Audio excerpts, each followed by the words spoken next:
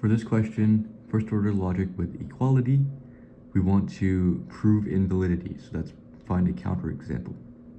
First, you should start by reading these. I know it's dense, but this one says, these three are for all, so you should note that. This one exists. So we know we'll need to use a witness variable here. But let's see. Premise 1 says, for all x and for all y, x is greater than y, or y is greater than x, is the same as they're not equal. That makes sense.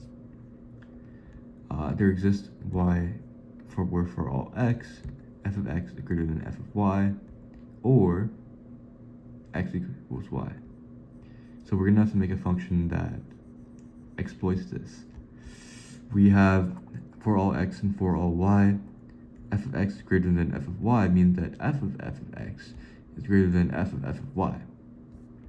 So again, this relies on the function, and our conclusion is that for all x and for all y, x is greater than y means that f of x is greater than f of y. So we start off by creating a domain of 3 members. 3 is the most common number of members you want to do. Ask ChatGPT how many members, how do you know how big your domain should be? But I would say start with 3, especially for functions. We define a strict order. C is greater than B is greater than A.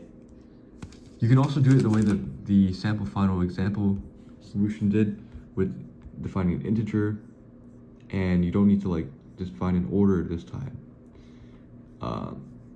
But it conceptually makes more sense to me to use these variables. So we define f, and we make it so that f of b equals f of c, then they both equal b.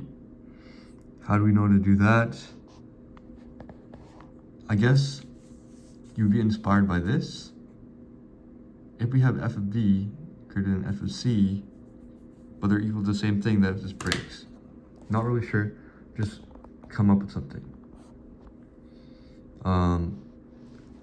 Case 1, for premise 1 where it makes a lot of sense, just show that you're either equal or not equal, and both hold.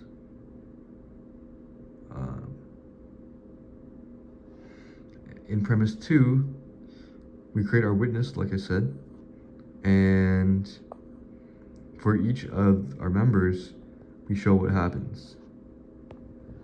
For premise 3, we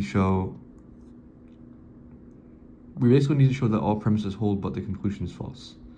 So this one, we're forcing f of x to equal b and f of y to equal a. So when we enter this,